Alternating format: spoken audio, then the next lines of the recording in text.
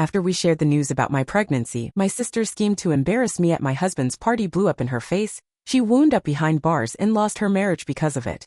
I'd been married to Adam for 2 years, and in those 2 years I'd learned 2 things. 1, my husband has a thing for expensive whiskey, and 2, my sister can't stand to see me happy.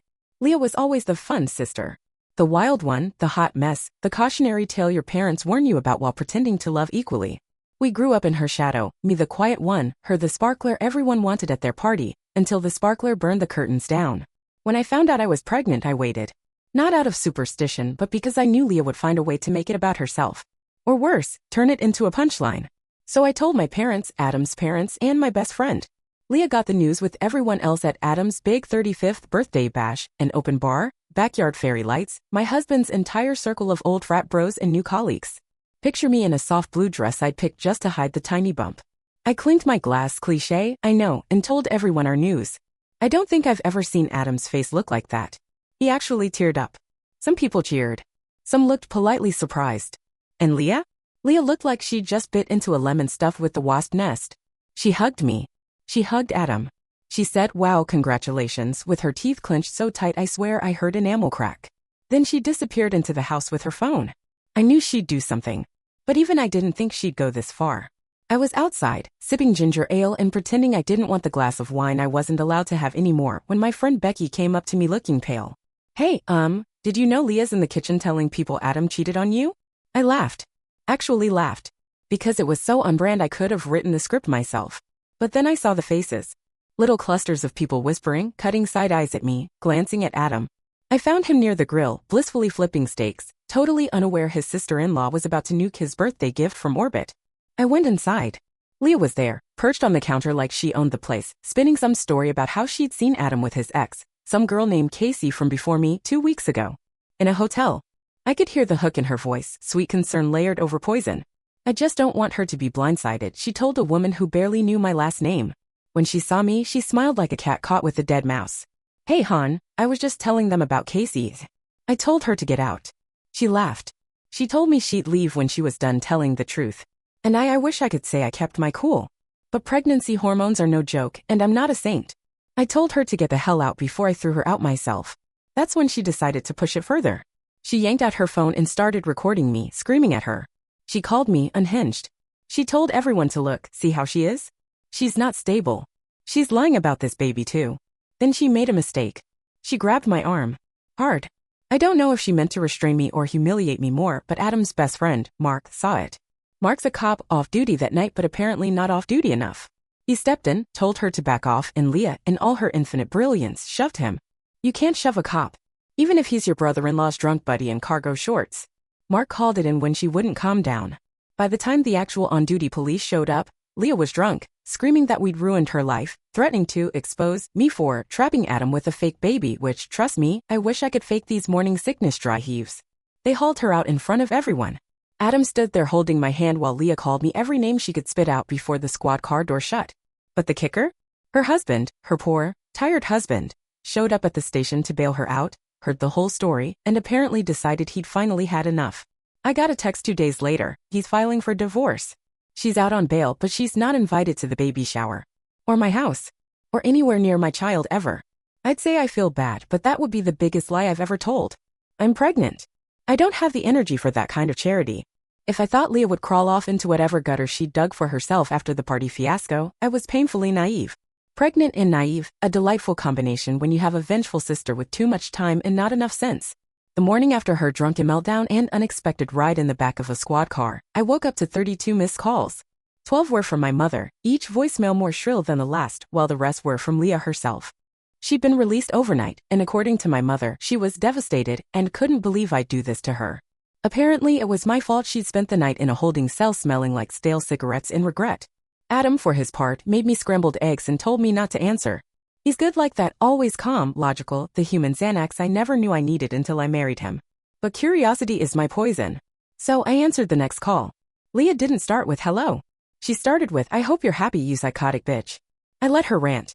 Something about how I set her up, how Mark abused his badge, how I humiliated her in front of everyone.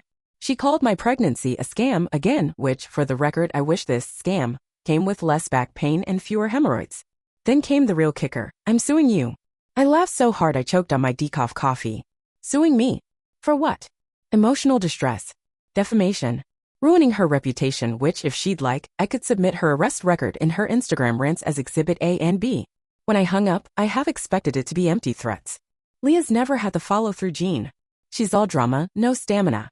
But by the end of that week, I got a letter from her lawyer, a lawyer she found on the internet offering free consultations. The letter was so poorly written I was tempted to frame it as nursery decor. My mother called me daily. She's stuck in this weird limbo where she knows Leah's insane but can't quite bring herself to admit her golden child is actually a rabid raccoon in human form. Maybe just apologize to her, she sniffled on speakerphone while I was in the OB's waiting room. She's been through so much. Oh, has she? I asked. She tried to ruin my marriage and assaulted a cop, Mom. Her trauma's not my problem.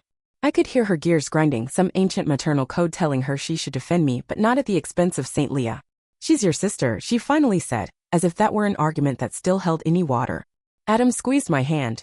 He was reading baby name lists on his phone, blissfully tuning out my mother's meltdown. Then came the next surprise. Leah's soon-to-be ex, Greg, texted me. I'm sorry about all of this, he wrote. She's telling everyone you're destroying her life. If you need anything for court, I'll testify. I asked him if he was okay. He said he was better than he'd been in years. Apparently, Leah's little meltdown at our party wasn't her first rodeo. Just the first one with handcuffs and a legal record. Greg told me he'd found texts between her and some old fling, plus receipts for a secret hotel she'd booked herself. Turns out the only person cheating in our family wasn't my husband. When my mother heard about Greg filing for divorce, she switched tactics, guilt-tripped me for not keeping the family together. You don't understand what this will do to your father's blood pressure, she sniffed. I wanted to say maybe he should blame the daughter who tried to punch her way out of an adult conversation. But I'm pregnant, hormonal, and trying to keep my blood pressure down. So instead, I told her if you want to keep the family together, maybe stop defending the person tearing it apart. Click. Dial tone. Peace for a few hours. I'd love to say I'm scared of Leah's lawsuit, but honestly, I'm mostly annoyed. My lawyer, yes, I have one now, thank you very much, laughed when he read the letter. He told me it's nonsense. Defamation requires lies, and unfortunately for Leah, I have an entire party's worth of sober witnesses, a police report, and a cell phone video showing her in full meltdown mode. She still calls. She still texts. The last one, just this morning, read, "You think you've won, but you haven't. I'll take everything from you." It's almost cute, if you squint hard enough to ignore the threat. But I'm not worried. I'm building a tiny human who kicks me awake at 3 a.m. I'm growing something real while Leah's rotting in her own mess. Let her sue. Let her scream. Let her spiral. I'm busy buying a crib and deciding whether to name my baby something boring like John or something powerful like Karma. You know what they don't tell you about pregnancy? That sometimes the worst heartburn comes not from spicy food, but from the acidic bile your own family makes you swallow. The day Leah's lawsuit officially landed in my mailbox, I was in sweatpants trying to squeeze my swollen feet into the only pair of sneakers that still fit. The envelope was thick, too thick. I opened it while half-balanced against the kitchen counter, Adam behind me reading over my shoulder like a nosy parrot. There it was in cheap legalese: intentional infliction of emotional distress, defamation of character, loss of consortium. I had to Google that one. Turns out she's trying to say my lies cost her her marriage. Sweetie, your Tinder history did that all by itself. Adam set the letter down like it was radioactive. He asked if I was okay. I told him to pour me a glass of apple juice before I burned the whole envelope. My lawyer, Marissa, a wonderful woman with the patience of a saint and the poker face of a pro-card shark, told me not to worry. We had the police report, the party guests, the arrest record, Greg's testimony, and Leah's drunk voice memo she'd helpfully sent me after her meltdown. Pro tip: if you're going to sue someone for defamation, maybe don't drunk text them that you're going to make up so much shit they choke on it. Still, it was stress I didn't need. I'm growing an entire human. I'm exhausted. I pee every 20 minutes. I don't have time for Leah's Lifetime movie audition. So when Marissa asked if there was anything else I hadn't told her, any leverage, I hesitated. Because there was. I knew things about Leah. Ugly things. Things that could get her in actual legal trouble. But it was family, you know? Some line you think you'll never cross because you share DNA. Turns out, that line looks a lot thinner when your pregnant ass is being dragged into court for telling the truth. Leah has always been a tornado, but this is the part one never told anyone. She's stolen money. Not from me, though she's borrowed plenty and never paid it back, but from my parents. Small things at first: my mom's missing credit card, my dad's gas card used for spa trips. Then bigger, forged checks when she was desperate. My parents knew. They just handled it. Quietly. Family business. But there's more. She lied on loan applications, claimed she had a stable job when she didn't. Greg told me, after the meltdown, that Leah used his SSN once to open a store credit card. He shut it down before it got bad, but technically, identity theft. Felony if anyone bothered to pursue it. So when Leah doubled down, posting rants on Facebook calling me a manipulative liar, telling mutual friends I faked my pregnancy to trap Adam, I stopped caring about that invisible line. I called Greg. I asked him if he'd be willing to swear a statement about the identity theft. He didn't hesitate. He'd been waiting for someone to stand up to her. I told my parents I was going to use it if she didn't drop the suit. My mom cried. My dad went silent. He tried to reason with Leah, big mistake. She told him I was blackmailing her, which, for the record, is rich coming from the woman who threatened to leak my medical records to prove I wasn't pregnant. Joke's on her, my uterus is an overachiever and there are ultrasounds galore. Marissa sent Leah's cheap lawyer an offer. Drop the suit. Sign a gag order. Walk away or we drag every skeleton she's got into court for the world to see. I thought she'd cave. Honestly, I did. But Leah's greatest tragedy is that she believes her own bullshit. She doubled down. Posted more online. Sent me a text that said, "See you in court, psycho." So here we are. I'm scheduled to testify in 2 weeks. Adam's taking time off to be there. Greg's ready to go scorched earth. Mark, our off-duty cop friend, will testify too. And Leah? Last I heard, she's trying to find a new lawyer after the first one realized she can't pay her bills. Do I feel like a monster? Maybe a little. But here's the thing about monsters. Sometimes they're just exhausted women who ran out of patience. She wants a fight? She'll get one. She should have remembered I'm the boring sister, quiet, polite, mild-mannered. Until you back me into a corner. Next week, I'll stand up in court, belly round and baby hiccuping like a tiny drummer inside me, and tell the truth. All of it. About the party, the lies, the money, the threats.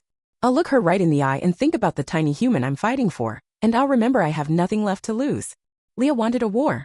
She's about to learn I never lose what matters. The morning of the hearing, Adam woke me up with breakfast in bed. By breakfast, I mean dry toast because my stomach was too jumpy for anything more. He told me I looked strong. I told him to please remind me to pee before we left because the last thing I needed was to waddle out of the courtroom mid-cross-examination. Marissa met us on the courthouse steps. She had her big black folder, my life condensed into neat plastic sleeves.